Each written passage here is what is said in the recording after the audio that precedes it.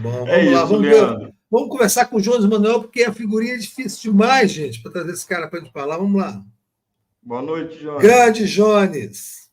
Boa noite, Fernando. Boa noite, Leandro. Boa noite a todo o público do DCM. É sempre um prazer estar com vocês.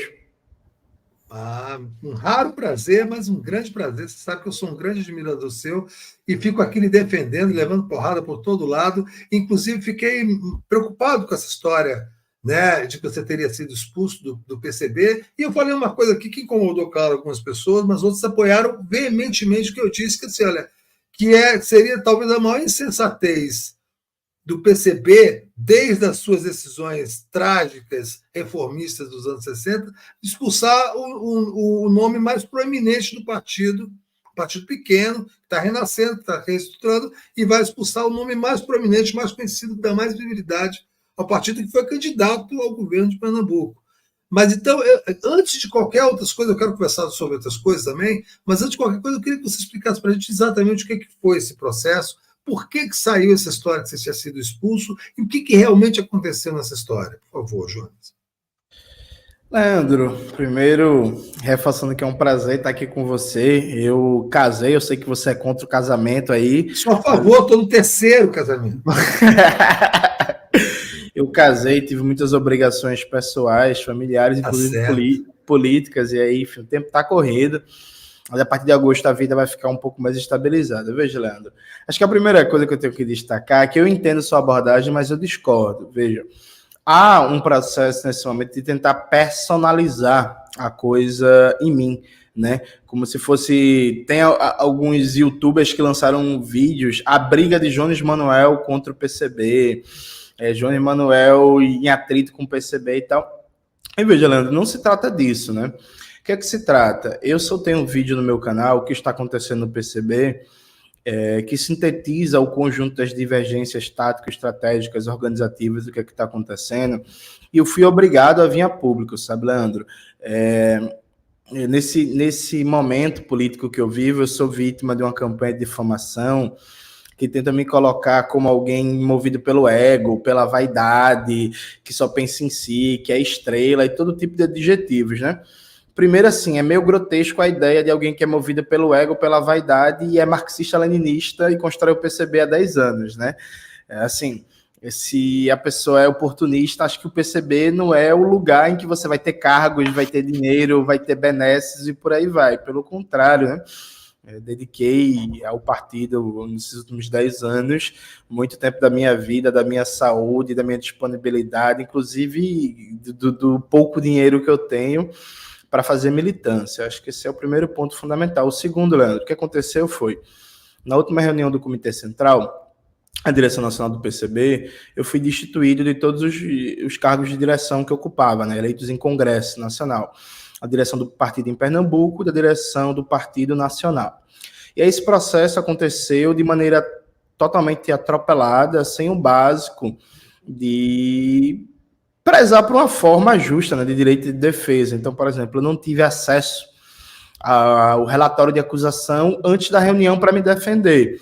E aqui, gente, veja, não tem narrativa não, é fato. Eu tive que divulgar os documentos, infelizmente, Leandro, porque estão mentindo muito, né? Chegou na reunião, leram um relatório durante quase 50 minutos, depois da leitura do relatório de acusação, em que aí eu soube a acusação, falaram assim, ó, tu tem os mesmos 50 minutos para se defender. Qual foi a acusação, afinal? Então, a acusação, Leandro, foi que eu teria... Veja, existem duas acusações. Primeiro, no começo do ano, foi instalada uma comissão de investigação para decidir se ia instalar um processo disciplinar contra mim, porque ano passado, na reunião do CC, eu critiquei a ausência de política de segurança do partido. CC é Comitê Central, que para as pessoas Isso, saberem, a direção nacional. E aí eu critiquei a ausência de política de segurança do partido, não só para mim, viu, gente, para o complexo partidário, para todos os militantes do partido. Eu, enquanto candidato, enquanto uma figura pública, ano passado eu recebi muitas e muitas ameaças, cresceu em ritmo assustador e teve episódios grotescos, né? Tipo, descobriram minha casa, e aí enquanto eu estava viajando, fazendo campanha com Sofia Manzano e Gabriel Colombo em São Paulo, um cara chegou na minha casa perguntando se eu morava ali, e ninguém sabia onde que era a minha casa, assim. E aí teve outros episódios. Um amigo meu do Rio de Janeiro, que eu não posso revelar o nome, mandou uma mensagem para mim, um amigo bem relacionado, influente, que tem contato com pessoas importantes, mandou uma mensagem para mim dizendo que estava circulando um boato de que ia ter uma série de atentados contra figuras de esquerda e contra figuras de direita, para naquela ideia de criar um clima de caos político e melar a eleição, e que meu nome seria um dos nomes de vítimas de atentado. De pronto, eu, por exemplo, falei, e acho que eu posso revelar isso agora com tranquilidade, falei com o deputado Glauber Braga, falei com algumas figuras, eu falei, chegou essa informação para mim de uma fonte, que é uma fonte confiável e tal. Então teve vários episódios de risco à vida, e eu não deixei de fazer campanha de rua nenhum dia, né? Mas eu saí de casa todos os dias, a partir de agosto, achando que poderia ser o último. E aí, quando chegou na reunião nacional, no final do ano passado, eu fiz uma crítica à ausência da política de segurança, e depois, em fevereiro desse ano, fiz uma crítica na direção estadual do PCB, à ausência de política de segurança nacional, e a partir disso já indicaram um processo disciplinar contra mim, no argumento de que não se poderia criticar a política da direção nacional no espaço da direção estadual. Eu questionei onde é que isso no estatuto do partido, nas resoluções do partido era proibido, ninguém nunca me deu a resposta, e mesmo assim seguiu-se uma comissão. Depois disso, houve uma violação da política internacional do partido, em que o membro da direção nacional foi para um espaço, a Plataforma Mundial Anti-Imperialista, contra a deliberação do CC, contra o que a gente tinha tirado coletivamente, estava sendo ocultado por uma parte da direção nacional, e aí quando o camarada Ivan Pinheiro divulgou esse texto publicamente, eu repercuti esse texto e falei, isso aí foi uma quebra de uma decisão do Comitê Central. E aí, a partir disso, o argumento foi que eu estava ferindo o centralismo democrático. Só que eu acho importante para a militância do PCB do Brasil inteiro que possa estar vendo esse vídeo, veja que a primeira ameaça de processo disciplinar, que foi criada uma comissão de investigação contra mim, foi porque eu critiquei a ausência de política de segurança do CC na instância da direção estadual. E não existe nas resoluções do partido, as resoluções congressuais do 16º Congresso, nada que proíba isso. Então, foi um processo que foi totalmente viciado, ferindo nossas resoluções, ferindo nosso estatuto, e eu não sou o primeiro nem o último, sabe, Leandro? Eu vim a público como uma forma também, como uma voz que tem alguma repercussão, denunciar isso que está acontecendo, né? Vários militantes do partido estão sofrendo processo de perseguição, processo de expulsão de maneira ilegal, para consolidar uma certa linha política no partido, ao invés de fazer o debate franco, o debate aberto, estão se recorrendo a medidas administrativas para botar para fora do partido. Então, veja, eu vim a público porque não tinha condições internas de fazer esse debate, sabe? Gente, de verdade, aquém da justiça burguesa um acusado descobrir qual é a acusação no dia que ele é julgado, sabe? Tipo, não importa se você gosta de mim ou não, se você concorda comigo ou não, se você me acha bonito ou feio, sabe? Acho que isso é uma questão civilizatória básica, sabe? Tipo, a pessoa precisa, no mínimo, ter acesso à acusação antes para se preparar na defesa no dia do seu julgamento, né? E fora outros absurdos. E aí, veja, Leandro, em seguida isso... infelizmente tem uma campanha de difamação interna. Eu recebi um informe, por exemplo, e aí sem querer me estender muito, mas pode se estender. Eu recebi um informe que em São Paulo estavam reuniões do partido, né, e estavam falando, por exemplo, que eu não ia para as reuniões da direção nacional. Veja, gente, isso é mentira. Eu, em quase 2 anos de dirigente nacional do PCB, eu só faltei a uma reunião online e a uma reunião presencial esse ano, em abril. Eu tinha uma série de atividades em Campinas, São Paulo capital, e a reunião, só que eu fiquei doente. Isso está nas minhas redes sociais, vocês podem pesquisar. Em abril, dizendo que não poderia ir para as atividades em São Paulo, consequentemente para a reunião da direção, porque eu fiquei doente, fui hospitalizado, eu estava com febre, crise de amidalite.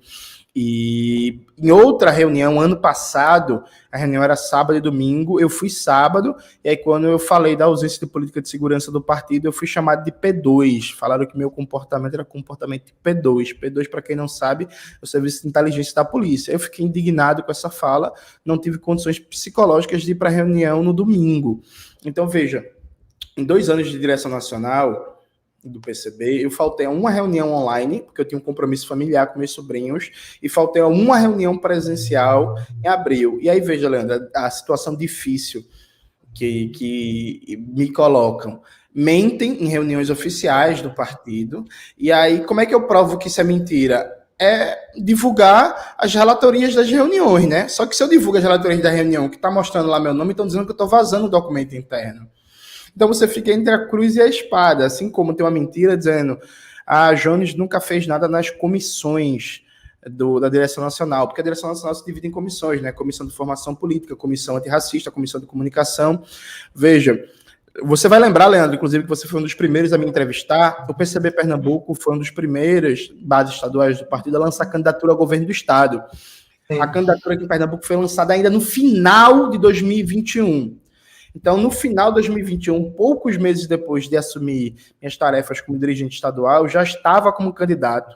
A campanha de Pernambuco foi a campanha de redes mais exitosa, foi a campanha financeira mais exitosa, foi a campanha que provavelmente uma das que mais fez atividades de rua, foi a campanha governador proporcionalmente mais votada. Eu terminei a campanha doente, 20 dias doente, sabe? Perdi peso, tive que me mudar às pressas, e nesse meio tempo da campanha, eu era secretário de juventude. E aí, para quem é do partido, entende bem o que é isso. Secretário de Juventude é basicamente a pessoa da direção estadual responsável por acompanhar e auxiliar os trabalhos da juventude. A juventude é a maior base do PCB, é a mais dinâmica, que tem mais tarefas e por aí vai. Eu não faltei a um ato em Pernambuco, eu não faltei a uma mobilização, eu fiquei acompanhando a juventude, eu fiquei tocando tudo que eu toco, eu fiquei fazendo campanha um ano. Porque a campanha do PCB foi lançada, gente, no final de novembro, viu, de 2021. Acabou no segundo turno, foi um ano seguido fazendo campanha, tocando tarefas como secretário de juventude, tocando tarefas de militância, de mobilização, tocando tarefas eleitorais. Eu, e fui um dos poucos camaradas, por exemplo, do partido da direção estadual, eu e Luísa, a gente estava em todos os atos da enfermagem, eu estava em todos os atos dos professores, eu estava no ato do 20 de novembro, eu estava em várias, que inclusive o ato do 20 de novembro foi mais ninguém da direção do PCB, né? Eu fiquei lá no grupo, bora, gente, ato da consciência negra e tal, fui o único que fui. Enfim, então, a direção do PCB, inclusive, concordou com a tática, a direção nacional concordou com a tática eleitoral do PCB Pernambuco de lançar a candidatura em dezembro de 2021.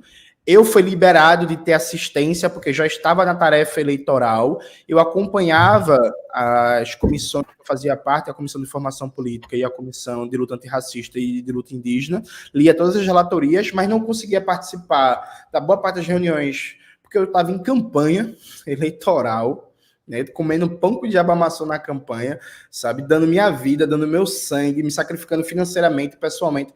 Durante a campanha eleitoral, eu passei 6 meses sem ver meus sobrinhos, porque eu não tinha tempo de ver, sabe, tipo, dos 2 seres humanos que eu mais amo nessa terra. E quando eu saí das comissões, eu saí já no processo de perseguição do PCB. Então, chegou ao ponto, Leandro, de dizer que eu não milito, que eu não construo nada, sabe, e aí é foda. E eu odeio esse negócio de dar currículo de militância. Odeio mesmo, de verdade. Mas, tipo, é quase que forçar você a dar currículo de militância. Você colocar a quantidade de mobilizações, de articulações, de reuniões, de atividades. Perguntem, por exemplo, para a militância da UJC Pernambuco, se o secretário de juventude, que era eu, se eu faltei alguma vez com a UJC em alguma tarefa, em alguma coisa que a UJC precisou em 2022, durante a campanha eleitoral, sabe? E assim, Leandro, durante a campanha eleitoral, eu continuei sustentando minha mãe, eu continuei sustentando, ajudando a sustentar minha irmã e meus sobrinhos, me sustentando, continuei trabalhando, eu não parei de trabalhar, eu não tenho licença, eu não sou funcionário público, eu não tenho empresa, eu não tenho licença durante a campanha eleitoral, foi tudo ao mesmo tempo, sabe? Mas veja, isso não eu digo tudo isso porque eu tenho que me defender de calúnias, mas isso não é uma questão pessoal. Há um problema político no PCB, grave, de mudança da política tirada em Congresso, de perseguição, de falta de trabalho profissional, de mudança. Tem racismo? Tem racismo nessa história? Tem, Leandro. Veja, tem. Sempre tem, né? Eu não sei se sempre, mas veja, em 2021, na boca do Congresso, do partido, o Congresso 2016, o Mauriazzi tentou liderar uma iniciativa para me expulsar do partido, né? E aí, por exemplo, eu nunca tinha me antagonizado com o Mauriase, nunca tinha brigado, nunca tinha discutido, nunca tinha nada com ele. Pelo contrário, eu inclusive admirava bastante, vivia divulgando os livros dele, embora tivesse já discordâncias gravíssimas com ele. Mas, discordâncias à parte, considerava um bom trabalho. E aí, o camarada Ivan Pinheiro, nessa época, foi ele que interviu, e depois outros camaradas chegaram juntos para evitar a minha expulsão. Ivan Pinheiro, que era secretário-geral do PCB, não é isso? Para evitar a minha expulsão. O atual é Edmilson Costa. Para evitar a minha expulsão do partido na boca do Congresso. E aí o Ivan, numa intervenção que ele fez, ele falou: vocês acadêmicos aí estão com racismo e com elitismo contra um cara que está debatendo teoria, que está escrevendo, que está lançando livro e tal. Tem isso, mas eu não reduzo só isso, não. Eu acho que isso tem um elemento forte, né? Porque, enfim, existe vaidade, existe ciúme, mas se esse fosse o problema central, era até de boa, sabe, Leandro? Porque bastava eu sair ou morrer, que os problemas estavam resolvidos, né? Hoje eu até brinquei, quem tenta personalizar os problemas em mim, quem tenta me atacar, quem tenta difamar...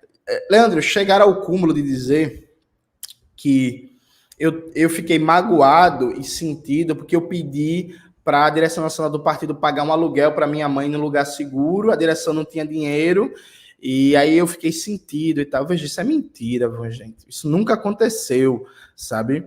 Isso nunca aconteceu. Tipo, o nível de mentiras é envolvendo, inclusive, minha família, sabe? Envolvendo minha mãe. Desculpa te interromper. Assim, eu sempre, desde que eu te conheci, já faz alguns poucos anos, eu fiquei muito surpreso com esse renascimento do comunismo, do movimento comunista, pelas mãos de jovens e por esse novo PCB. E a impressão de tudo que você está me contando, pelo que eu já li, já pude observar, é de que houve um rápido envelhecimento do PCB em direção, de novo, à burocracia. É isso que aconteceu? É isso que está acontecendo com o partido? Há uma burocratização interna do partido e ele está se tornando conservador nas suas relações internas, é isso? Pior que não, Leandro. Assim, eu vou fazer um negócio chato, que é de novo citar o vídeo que eu lancei no meu canal, porque, veja, essa tentativa de expulsão de vários militantes aconteceu na boca do Congresso de 2021. Gaio Fato, inclusive, também, Gustavo Gaio Fato? Mas o Gaio Fato, nessa época, não era do PCB ainda. Em 2021, teve militantes da Bahia que tentaram expulsar, militantes de São Paulo e tal. O que foi que aconteceu, Leandro? Um acordo durante a atividade do Congresso para dizer assim, bicho, temos discordância, a gente discorda de uma porrada de coisas e tal, mas vamos tentar criar um clima de convivência interna e a gente faz a disputa e o debate interno para ver que linha é a majoritária das bases do partido. Então, houve um processo de tentar apaziguar os ânimos sem negar as divergências, sabe? O que aconteceu agora foi que, na boca de um outro espaço nacional, infelizmente, tem um novo movimento para expulsar os militantes. E aí, Leandro, eu sempre pergunto para todo mundo Jones, você expôs o partido a público e tal. Eu sempre pergunto, gente, era para fazer o quê, assim? Tipo, o que é que se faz quando, por exemplo, o militante é ameaçado de morte, não tem nenhuma política de segurança, ele faz a crítica no espaço correto da direção e ele é ameaçado de processo disciplinar? Tipo, como é que você responde a isso se no espaço interno está viciado? Veja, repito, gente, eu fui condenado num processo sem direito a receber previamente a minha defesa para me preparar. O Gustavo Gaio Fato é outro caso que veio a público, mas tem outros que ainda não vieram a público. Mas o Gustavo Gaio Fato, por exemplo, o cara foi desrecrutado. Isso não existe nas resoluções congressuais do PCB, porque o Gustavo Gaio Fato entrou para o complexo partidário pela unidade classista, que é o braço sindical, e começou a militar no partido. Para você sair do partido, você tem que passar por o que a gente chama de PD, processo disciplinar. Criar um negócio, uma nova língua, como diria o George Orwell, citando um anticomunista, que não existe desrecrutamento, não existe um desrecrutamento. O cara está dentro do partido. Veja, isso, sabe, tipo, como é que você luta contra um negócio desse, quando uma maioria decide... foda-se, é assim, acabou. Qual é a resposta que se dá para isso, sabe? Então, veja, é um processo muito doído, muito doloroso para mim, porque não é a primeira vez que eu apanho dentro do PCB, não. sabe? Eu nunca fui unanimidade no partido, nunca fui bem quisto por certas figuras que mandam bastante, zero problema, não tenho carência nenhuma de afeto, não. Minha família e minha esposa conseguem suprir isso muito bem. E, assim, tipo, como é que se faz, assim? Como é que luta? Porque, Leandro, na reunião da direção nacional, que me expulsou das instâncias de direção, teve uma figura de Minas Gerais, o Túlio Lopes, que falou assim, é isso que você quer mesmo, você quer ser punido para ter desculpa para sair e ser candidato pelo PT, pelo PCdoB, pelo PSOL. Veja, gente, se você quiser ser candidato para um desses partidos da esquerda mais institucional, já teria sido eleito, né?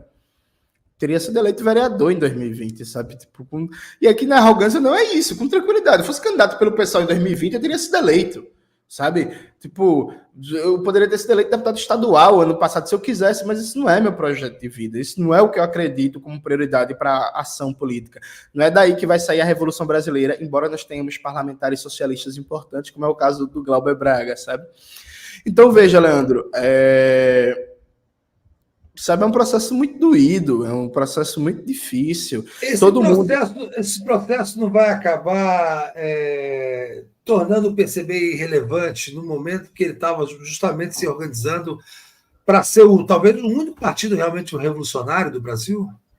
Eu não sei se vai tornar irrelevante, Leandro, mas assim, foi uma decisão da maioria, né? Do Comitê Central. A maioria do Comitê Central decidiu, porque veja, Leandro, qual é a conjuntura concreta? Quando se forma a maioria que decide ignorar as resoluções congressuais e decide ignorar o estatuto e fazer uma caça às bruxas, você tem duas opções. Ou você desiste, bota a viola no saco e vai embora, ou você decide lutar por qualquer meio necessário. Desculpa, gente, eu sinto muito, mas eu não quis desistir e botar a viola no saco. Sabe, tipo... não é da minha personalidade e não é do que eu acredito para a política. Eu acredito nos princípios da reconstrução revolucionária do PCB, eu acredito que há um potencial do PCB se transformar no Partido da Revolução Brasileira e eu vou lutar pelo que eu acredito. Se, infelizmente, eu ver que não tem chance, aí depois eu vejo o que é que eu faço da minha vida em termos de militância, porque eu nunca vou deixar de ser um militante comunista, assim como várias outras pessoas, o mesmo, que eu não posso falar o nome, mas que estão na mesma luta. Mas é isso, sabe? Tipo, é muito doido as pessoas pensarem que, tipo assim, você é personalista, você está colocando acima do partido. Na verdade, não. Se eu pensasse mais no partido, se eu pensasse mais em mim do que no partido, eu nem estaria fazendo essa briga, né, Leandro? Só prejuízo, só dor de cabeça, só ataque, só mentira. Eu colocaria a viola no saco e ir embora. Sabe? Mas e você não está pensando em fazer isso, em botar a viola no saco e ir para outro partido, o PSOL, por exemplo, onde você tem... No PSOL há uma militância, há um grupo do PSOL, aquele com Glauber Braga, com Sâmia Bonfim, com Fernanda Melchiona, que é um grupo de esquerda, de socialistas que são revolucionários e estão dentro do PSOL. Você acha que essa pode ser uma boa opção? Não, Leandro, veja, eu tenho muito respeito por vários militantes do PSOL, muitos amigos. O presidente do PSOL Pernambuco é meu amigo, o Tiago Paraíba. Eu tenho uma relação muito boa de amizade com o Glauber Braga. Recentemente encontrei a deputada Fernanda Melchiona, gente boníssima, uma deputada que vem fazendo um trabalho ótimo. A Sâmia Bonfim também é uma deputada maravilhosa. Às vezes que eu encontrei o Boulos, faz muito tempo que eu não vejo, né? Às vezes que eu encontrei o Boulos também, a gente tem uma relação muito boa. Mas eu sou comunista, sabe? Eu gostaria de estar numa organização comunista e tal. Eu entendo perfeitamente comunistas marxistas, porque tem comunistas marxistas que estão no PSOL, mas não é minha opção, sabe? Assim, não é onde eu gostaria de estar, mas todo respeito ao PSOL, acho que o PSOL vem fazendo um trabalho muito bom, especialmente no Congresso brasileiro, né? A oposição de esquerda mais consequente ao neoliberalismo é ali o PSOL. Votou muito bem contra o novo teto de gastos, mas eu estou lutando por um projeto que eu construo há 10 anos, sabe, Leandro? Quando eu decidi entrar na Juventude Comunista, na UJC, foi pós-junho de 2013. E aí eu recebi convite para entrar na Juventude do PSOL, que estava sendo criado na época pelo Pedro Joseph. eu recebi convite para entrar na juventude do PT via articulação de esquerda, eu recebi convite para entrar no PSTU, que na época cheguei até a conversar com eles, era bem grande e tal. Eu decidi entrar na UJC, que na universidade, Leandro, que eu estudava, a UFPE, a UJC tinha 4 militantes, eu fui o 5º, sendo que um estava se formando. Então, na prática, eu fui o 4º militante. Então, eu decidi entrar numa organização que, na minha universidade, que é a maior do Norte e Nordeste, tinha 4 militantes.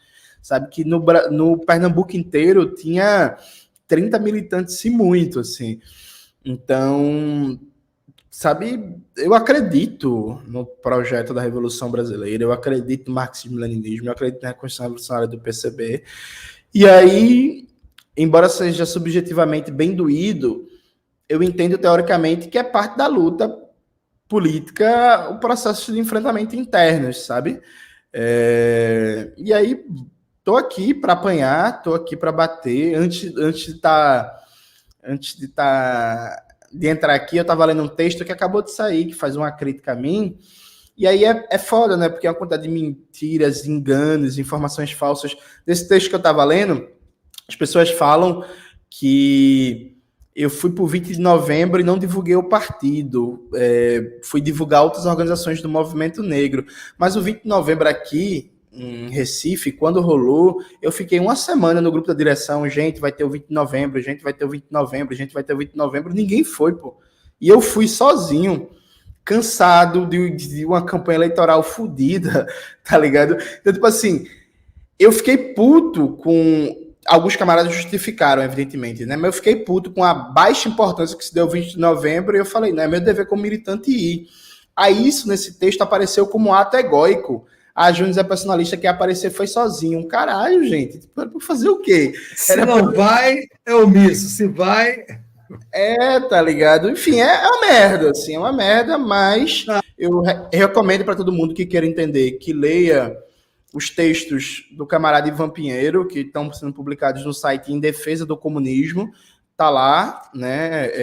Tudo que vem acontecendo no PCB, as divergências, os debates e a necessidade de um 17º Congresso Extraordinário, e que vejam meu vídeo, né? O que está acontecendo no PCB, que está lá no meu canal, que a gente explica tudo em detalhes. E para quem perguntou, a Sofia Manzano é uma das capitãs dos expurgos, viu? Quem vem liderando o processo de expulsão, de botar para fora eu, Gaiofato, Gabriel Landi, uma galera, é o Mauriase, a Sofia Manzano, é o Milton Pinheiro, é o Mazeu e esse povo todinho. Então a Sofia Manzano é uma das capitãs da expulsão, inclusive ela foi da comissão do meu processo, ela foi uma das minhas promotoras. Mas vocês não tinham feito campanha juntos, tal, trabalharam juntos aí na campanha eleitoral? Sim, Leandro. Então, é justamente isso. Leandro, quando descobriram a minha casa e um cara de moto chegou lá, perguntando se era ali que eu morava e tal, eu estava em São Paulo, viajando com a Sofia Manzano e com Colombo. Eu candidato a governador de Pernambuco, em maio, viajando para São Paulo, porque tem muita gente que acompanha os meus debates, o canal, os livros e tal. E eu fui para São Paulo para dar uma força na campanha da Sofia e da Colômbia e do Colombo, né, como tarefa do partido, e foi quando aconteceu isso, inclusive, sabe? Então, sim, estava lá, a gente fez campanha juntos, e é isso, né? E aí, eu nunca defendi expulsar ninguém, assim, por divergência ideológica, né? Eu sempre defendi o debate interno, o debate político, que a gente tem espaços de debate para confrontar as posições, para ver quem está com a razão de acordo com a prática política, mas alguns acham que frente à divergência tem que expulsar, tem que perseguir, tem que botar para fora, tem que caluniar. Então é isso, assim, paciência. Tá, deixa eu sair um pouco desse assunto, porque não temos muito mais tempo. Eu queria conversar com você sobre as suas perspectivas e as suas críticas ao que rolou até agora no governo Lula. A gente está vivendo um momento dentro da estrutura econômica relativamente interessante. Hoje, por exemplo, está se comemorando muito. Aliás, eu nunca entendi por que a esquerda comemora tanto essa história de rating, né? Essa história de que alguma agência dessa de rating estrangeira colocou o Brasil num grau de investimento maior ou melhor. Assim, qual é a avaliação que você faz do governo Lula até agora, em Jones? O que você gosta, o que te incomoda? Vamos lá, Leandro. Acho que a primeira coisa, você fez um comentário muito importante, essas agências de rating, elas são instrumentos do imperialismo para controlar a política econômica da periferia do sistema, né, gente? Então, elas estão elogiando com políticas que não revertem as privatizações do governo Temer e Bolsonaro, que não revertem contra a reforma trabalhista, contra a reforma da Previdência, que mantiveram um modelo de teto de gastos menos brutal, um pouco mais racional, mas que manteve um teto de gastos. Então, assim, o ideal, inclusive, seria não ser elogiado por essas agências. Para quem é de esquerda e se considera comprometido com a classe trabalhadora, ser elogiado por essas agências, ser elogiado pela Veja, pelo Estadão, pelo FMI, pela The Economist e tal, é um problema, viu, gente? Acho que é importante lembrar o básico. O velho Brizola dizia, se a Globo é a favor, nós somos contra. A gente pode parafrasear ele e dizer se essas agências de risco, mais FMI, mais Banco Mundial, são a favor, acho que a gente tem que ser contra. Acho que esse é o primeiro ponto. O segundo ponto é que, veja, Leandro, é uma coisa que eu venho reforçando bastante, né? Qual era a função do governo Lula? O que se esperava do governo Lula? Para mim, a principal função do governo Lula é dar um respiro da barbárie bolsonarista. Sabe? É isso.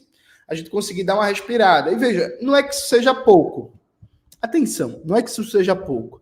Acho que o exemplo clássico, bem visível, é para os Yanomamis, por exemplo, Lula ganhar, o Bolsonaro ser reeleito, era questão de vida ou morte. Né? Sim, questão de vida ou morte, objetivamente. E não é vida ou morte no sentido metafórico, não, é literal. É uma questão de vida ou morte. Então o governo Lula cumpre bem isso, sabe? Ele deu uma pausa na barbárie bolsonarista, porque assim, mais 4 anos de Bolsonaro, a gente estaria igual os Estados Unidos, né? Veio um furacão e a galera ia estar tirando no furacão. Não ia querer tomar mais remédio, porque ia instalar chip chinês, um Neosaldina, não ia tomar nem mais aquelas vitaminas efervescentes, porque acha que ia ter o chip da besta. Assim, o Brasil voltou a ter doenças básicas que tinham sido erradicadas, porque a galera parou de vacinar os filhos, porra. Acreditando nessas propagandas bolsonaristas, sabe? Esse é o nível de barbárie da coisa. Dito isso, o governo Lula fez uma escolha política estratégica que é recuperar a nova república, estabilizar a nova república, garantindo uma continuidade da agenda liberal, enquanto modelo econômico, enquanto marco de economia política. De tal sorte que a política econômica do governo Lula, no seu central, é a continuidade para ponto do futuro do Michel Temer. Sim, gente. Vamos ser sinceros aqui, honestos aqui. Você pega os elementos da ponte para o futuro do Michel Temer, a política do governo Lula no seu essencial. Claro que você tem algumas contradições. Eu vou lhe dar um exemplo, Leandro. Antes de entrar aqui, eu estava debatendo com a Juliane Furno e o Igor no Opera Mundi, né? E aí eu falei que o governo Lula está estimulando a privatização de presídios. Aí a Ju disse que não, que é o governo do Estado que está privatizando o presídio e tem um BNDES, o BNDES é uma autarquia e por aí vai e tal. Veja, eu recuperei, postei nas minhas redes sociais. Gente, o governo Temer criou o PPI, Programa de Parceria de Investimentos, que é um programa de PPPs, parceria público-privadas, para privatizar políticas públicas na saúde, na educação, na infraestrutura e por aí vai, né? Então, aquele modelo. Você pega um serviço público, dá para a iniciativa privada fazer a gestão, tirar lucro dele, e vem um financiamento, um aporte do BNDES para chegar junto, né? Perfeito. O governo Lula, gente, em abril desse ano, lançou um decreto modificando o decreto do Michel Temer para colocar presídios nesse programa de PPPs. Veja, não foi o Congresso, não foi Arthur Lira, não foi o Senado, não foi o STF, sabe? Tipo, o governo Lula, em abril, editou um decreto, e aí, Leandro, se até puder botar na tela, eu posso até te mandar o link desse negócio aí, e aí tu coloca na tela, o governo Lula, em abril, editou um decreto para colocar presídios em parceria público-privada, tipo assim, privatizar presídios, gente. É o auge do neoliberalismo mais brutal, mais violento. E a gente já discutiu isso em outras oportunidades, que uma das falhas dos governos do PT foi ter ter, na verdade, aumentado a política, quer dizer, ter incrementado a política de encarceramento em massa, né, no Brasil, né? Isso vai piorar, porque quando você privatiza, eles ganham por preso, então, a sociedade se movimenta para prender gente, né? Te mandei aí o link no chat privado, vê se dá para colocar na tela. E aí, por exemplo, o Eduardo Leite. Fernando, se dá para colocar na tela, por favor, Fernando Drummond. O Eduardo Leite está fazendo isso agora com apoio do BNDES e do governo federal, gente. O novo teto de gastos vai reduzir o tamanho do Estado nos próximos anos, porque ele limita o crescimento do gasto público a no máximo 2,5%. Olha aqui, Leandro, essa parte, sistema, segurança pública e sistema prisional. Desce aí um pouquinho, Fernando. Pronto, esse item 10 aqui. Isso foi um decreto do governo Lula para mudar o decreto do Temer e inserir segurança pública e sistema prisional, uma política de privatização, gente. Sabe? Isso é ou não é uma radicalização da PUT para o futuro? E aí, veja, Leandro, a lógica econômica do governo Lula. Você cria um novo teto de gastos que limita o crescimento da despesa pública a, no máximo, 2,5% ao ano, perfeito? Então, você está deprimindo a capacidade de investimento público. Em seguida, você faz um pacote de PPPs, rapidão, esse aqui é o decreto do Temer, né, de 2016, aqui embaixo, e aqui é o decreto 25 de abril de 2023, foi quando o governo Lula emitiu um decreto para mudar o decreto do Temer. Percebe? Então, assim, o governo decidiu, gente, colocar presídio para privatizar. Tá aí, foi decreto. E o decreto, o presidente, Leandro, pode fazer o decreto e ele mesmo pode sustar o decreto com outro decreto, sabe? E ele colocou aqui, Fernando, sobe um pouquinho aí. Parques urbanos e unidades de conservação. Sabe o que é unidade de conservação, gente? É floresta. O Nelson Barbosa chama isso de PPP das florestas, entregar floresta para iniciativa privada gerir, gente. Tipo, de verdade, assim, sério mesmo, saúde em PPP, sabe, em unidade básica de saúde. Porra, tipo, na moral, gente. Então, assim, Leandro, o que o governo Lula vem fazendo é uma continuidade da ponte para o futuro, sabe? É uma continuidade de um projeto liberal. E veja, o Haddad é liberal, gente. Desculpe aí, vamos me xingar, vamos falar. O Haddad é liberal.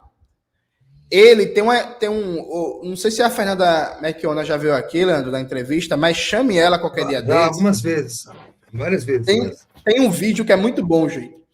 Um vídeo é a audiência pública na Câmara dos Deputados, na época da aprovação do novo teto de gastos. Aí a deputada, a Fernanda Merchiona, ela fala assim, ministra Haddad, com a aprovação do novo teto de gastos como está, isso vai reduzir muito o gasto público. O próprio governo Lula teve uma média de gasto público de 5% do PIB ao ano. Como é que vocês vão fazer um governo que amarra, passa 2,5% do PIB ao ano? O Haddad respondeu, veja, isso não é interpretação minha, o Haddad falou que agora é o momento do crescimento pelo investimento privado, que não é o momento de gastar como se gastou no passado. É o momento de baixar a taxa de juros e criar as condições para o investimento privado crescer. Gente, quem acha que o desenvolvimento econômico, a resolução dos problemas do povo trabalhador vai vir pelo investimento privado a partir do mercado, é o quê? É liberal, pô. Então você tem um projeto econômico liberal sendo tocado, Leandro, que não vai resolver, e esse ponto é fundamental, veja, que não vai resolver nenhum dos problemas do povo trabalhador. Ao final de 4 anos do governo Lula, a gente vai estar falando ainda de desemprego, de analfabetismo, de falta de acesso à água potável, saneamento básico, moradia, e não é porque 4 anos é pouco para resolver, não, porque nenhum desses problemas vai ter um encaminhamento de resolução por um motivo bem simples e objetivo, Leandro. O gasto público pode crescer no máximo 7,5% ao ano, no melhor dos cenários. Veja, gente, isso é quase nada. A média de gasto do governo Lula, o governo Lula 1 e 2, foi 5% do PIB ao ano.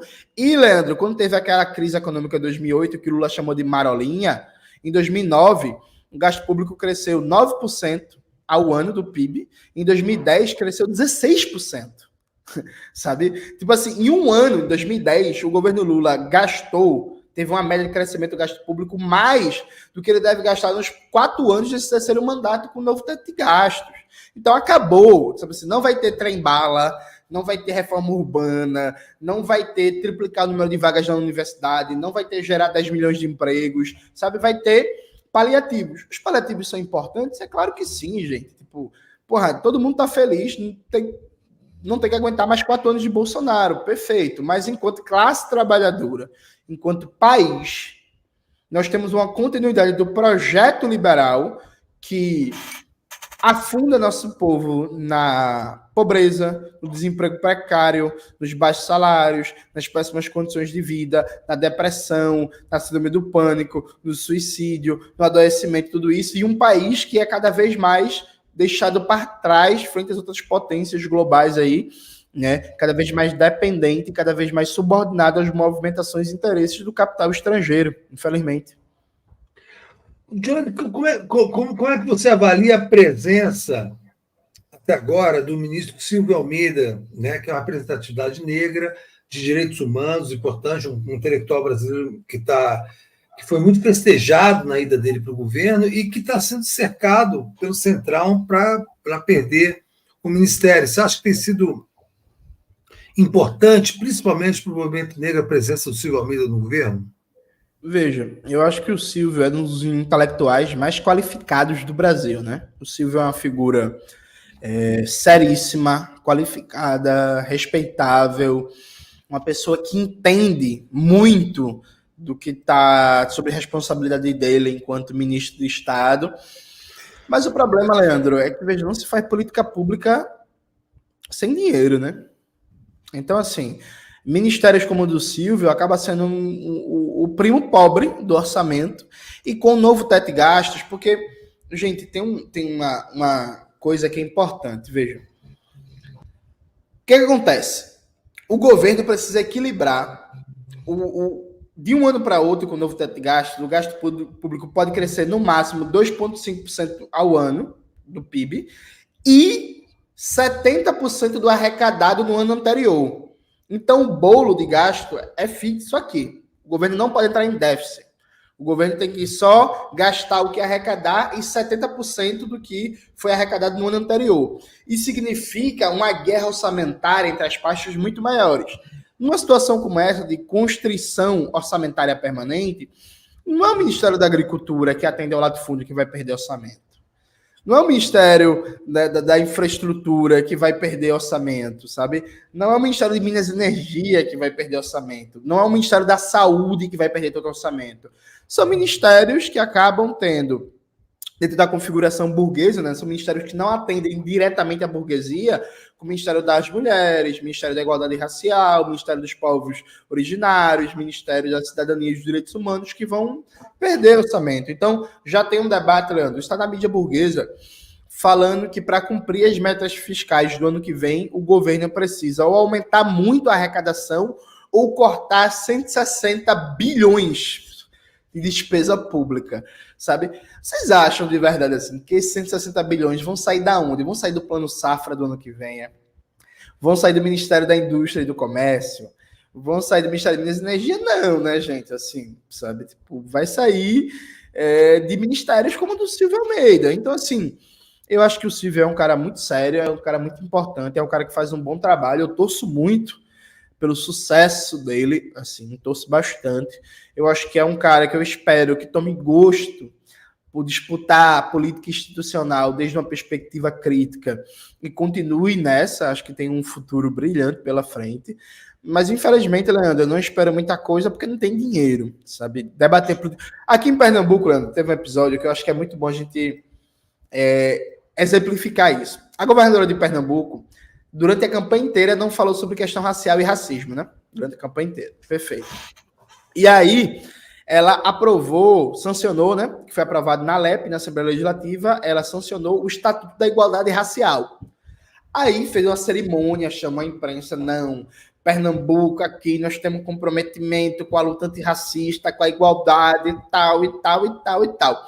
Só que o Estatuto da Igualdade Racial é uma série de normativas que orientam políticas públicas, padrões de ação governamental, pública e privada, só que não é dotado de orçamento próprio. Então, assim, ele diz de uma série de políticas que são necessárias para o combate ao racismo, mas ele não vem com orçamento próprio.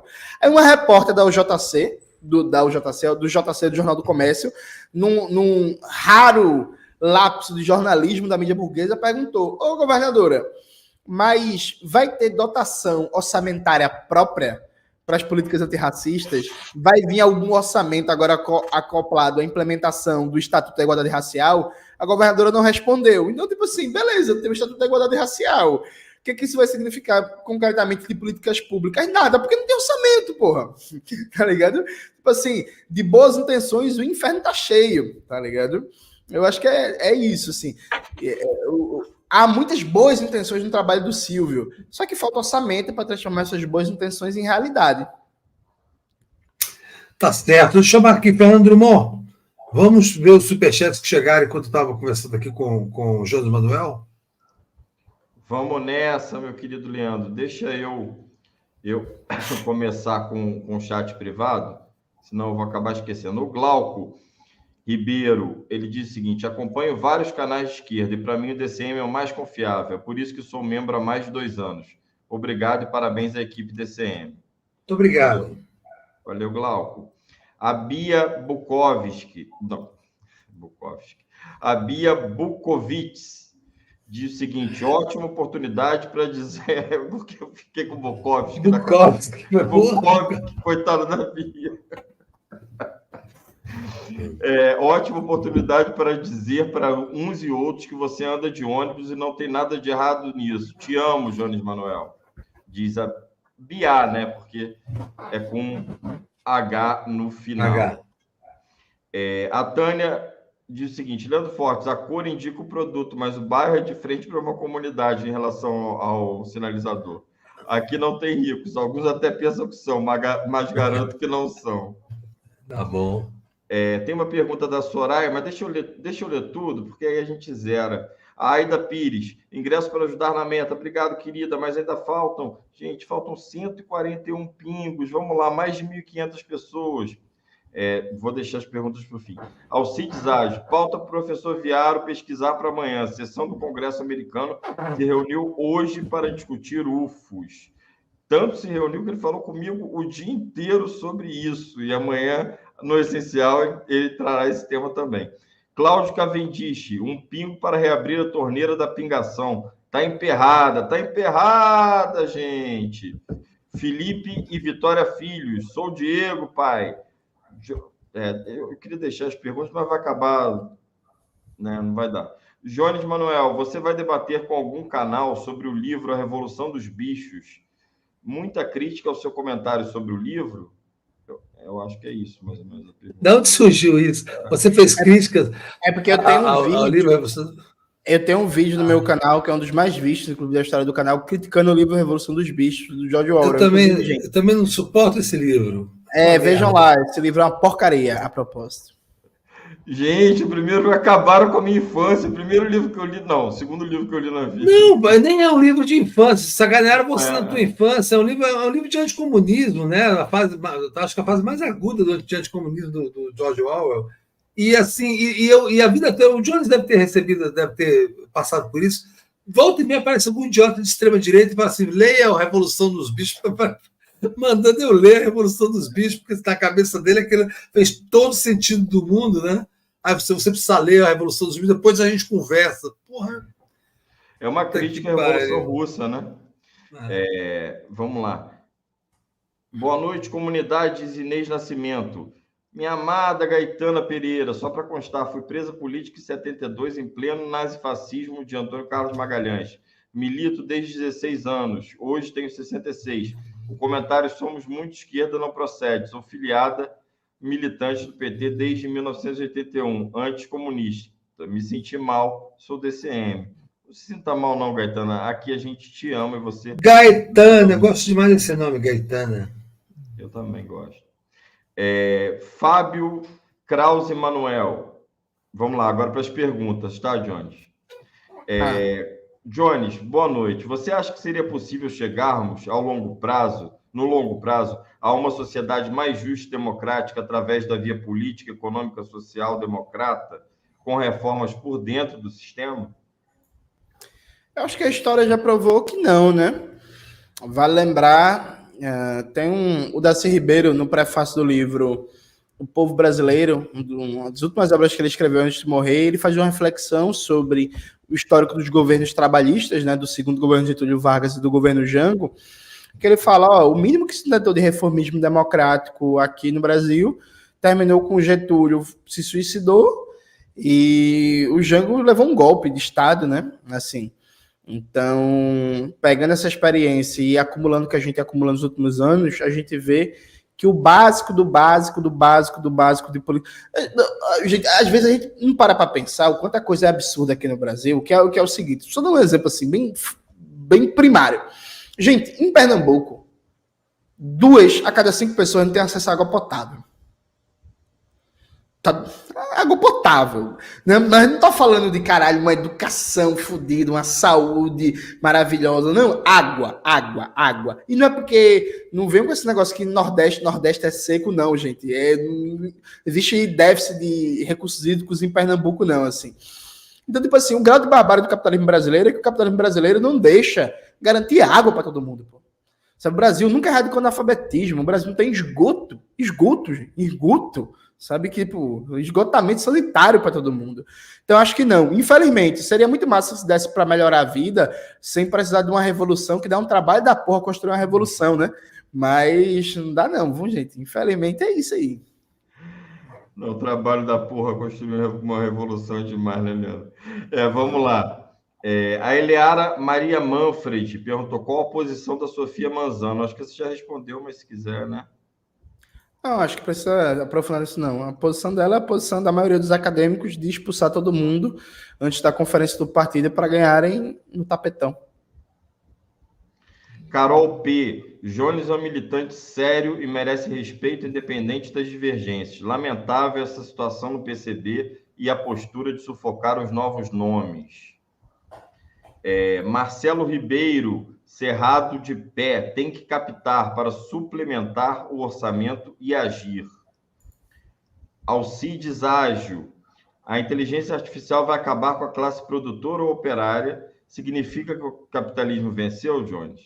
E destruirá a humanidade? E o projeto comunista está furado? Não, gente, ó, vamos ter calma, porque toda vez que aparece uma inovação tecnológica, se fala do fim da classe trabalhadora, se fala do fim do trabalho, se fala do fim de tudo. Leandro, sem querer chamar você de velho longe de mim, mas Leandro deve lembrar que quando surgiu o computador e a internet, tinha esse mesmo papo, viu, gente? Quando surgiu o computador, se falava no final dos anos 80 que ia acabar o trabalho manual. Esse era o papo, né? Tem um da sociedade industrial, sociedade pós-moderna, acho que é esse o título do livro, esqueci o nome do autor agora, que ele faz um resumo desses debates que rolavam na Academia dos Estados Unidos da Europa Ocidental, e aí usou-se um termo de síntese que é computador-topia. Quando surgiu o computador e a internet, se dizia que ia acabar o trabalho manual, que ia acabar os trabalhos precários, os trabalhos não pagos, que todo mundo ia trabalhar do seu computador, que cada casa seria uma unidade produtiva, e tudo seria informatizado, automatizado, e que ninguém ia precisar mais ser pedreiro, ser gari, não sei o que.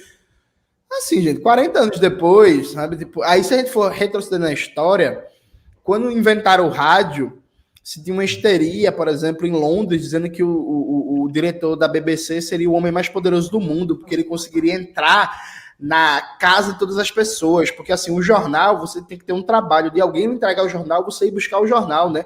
O rádio bastava ligar e a voz estava na sua casa, aquilo foi uma revolução da comunicação, sabe? Aí tipo, diziam assim, meu Deus, o que é isso?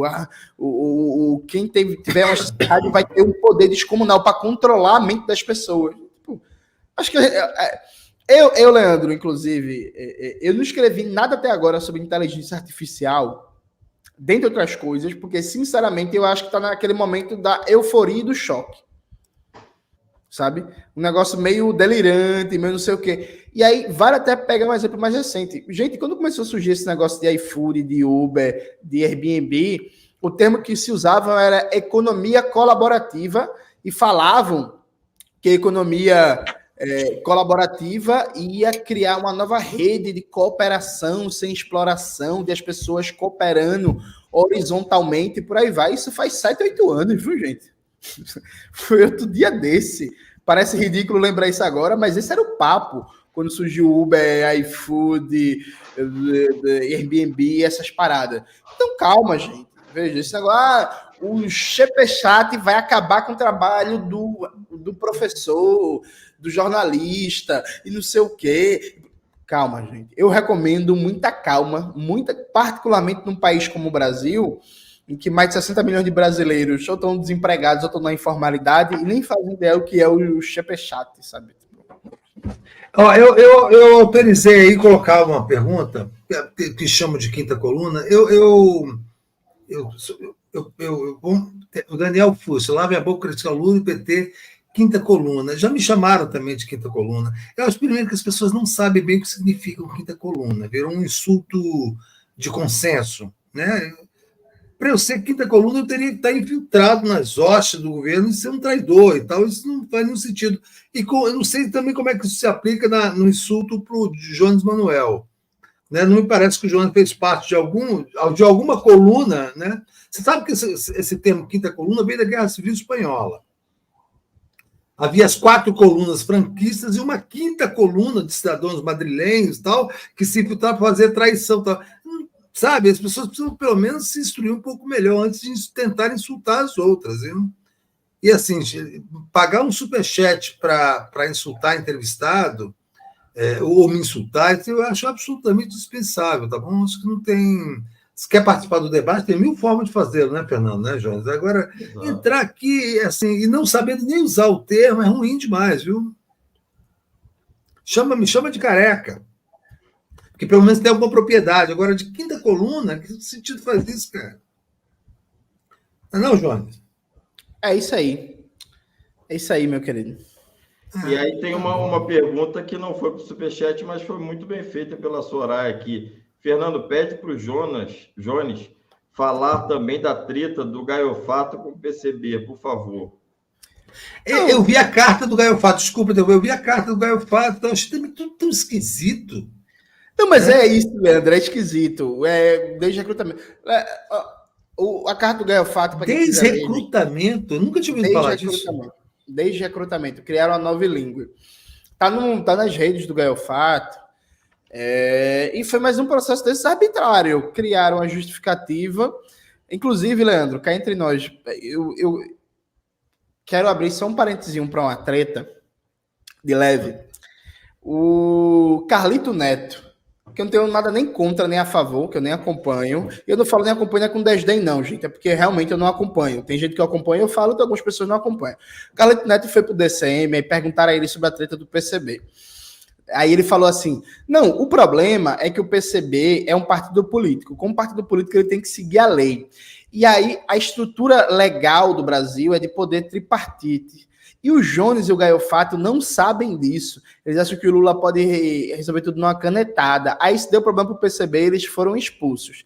Veja, com todo respeito ao Carlito Neto, eu acho que é fundamental num debate teórico você não partir do pressuposto que seu interlocutor é imbecil. Porque, assim, usar como argumento que alguém que milita há 10 anos, que estuda, não sabe as competências da estrutura tripartite do Estado burguês entre executivo, legislativo e judiciário, é uma brincadeira, né? Assim, porra, Carlito, na moralzinha mesmo, assim. Aí ele fala assim, não, é por isso que eu fui estudar ciência política, por isso que eu fui fazer direito. Com todo respeito, Carlito, não precisa fazer direito, não, para saber as competências de cada ente do poder do Estado, não. Eu não estudo direito, mas eu posso debater com você as teorias juspositivistas, as teorias do realismo jurídico, as teorias do marxismo, teorias do direito do marxismo, as competências do STF, do STJ, do Legislativo, o que é uma ação direta de inconstitucionalidade, o que é uma ação direta por omissão, e por aí vai, sabe? Eu acho que é importante não cometer esse tipo de coisa, porque, assim, com todo respeito, foi levemente patético, assim, esse tipo de explicação. Dito isso, o Gaiofato é isso. O Gaiofato é mais um dentro do processo de perseguição, que inventaram uma figura jurídica que não existe na estrutura do partido, que é o desrecrutamento, para dizer assim, ó, você não está sendo expulso, você está sendo desrecrutado, mas você pode continuar militando na unidade classista, mas a gente não quer você aqui no PCB. Ele foi expulso do partido, então, na prática. Ele foi desrecrutado. Mas ele era filiado ao PCB? Ele era militante do PCB. Militante, não filiado ao partido. Não, porque a gente só filia quem vai ser candidato. Ah, tá. Tá legal. Pensa diferente, Tá ligado? verdade. Mas E ele foi recrutado. Tipo assim, não queremos mais você aqui militando pelo PCB. Só uma pequena correção, Leandro e Jones, que essa entrevista foi dada na Fórum. Agradecer aqui ao Bruno. Isso, desculpa. O DCM não faria isso. O DCM não faria isso. Não foi na Fórum, verdade. Bom, vamos lá, gente. Agora falta um pouquinho, faltam 103 pinguinhos, gente. Alcides Ages diz o seguinte: Jones, acho que você tem que se aprofundar no poder das inteligências artificiais, mas as máquinas. Veja ou reveja Blade Runner. O Alcides é muito querido, ele faz umas reflexões muito boas aqui no nosso chat. E aí, por fim, infelizmente, porque ainda faltam 103 pingos, a gente vai bater essa meta, Gaetana fala: comentário sobre minha crítica ao Leandro sobre os programas do Lula. É isso, Leandro. É isso, então, passa a palavra aí para a despedida do nosso querido Jones Manuel. Jones, muito obrigado por ter vindo aqui conversar conosco essa hora da noite. E eu espero que você continue no PCB, viu? Acho que você é uma marca importante do PCB. Eu gosto muito da Sofia Manzano também, ela esteve conosco aqui de manhã, não quis falar sobre esse assunto, né? Mas eu espero que o PCB se pacifique, porque a gente precisa de um partido como o PCB, né? A pena que esteja acontecendo esses problemas no PCB. A palavra é sua, Jones, por favor. Não, só agradecer, Leandro, agradecer, Fernando, agradecer ao público do DCM, dizer que é sempre um prazer, que em breve eu estou por aqui de novo. Perfeito, obrigadíssimo. Boa noite, Jones. Um abração para ti, viu? Um abraço. Obrigado pela presença. Tchau.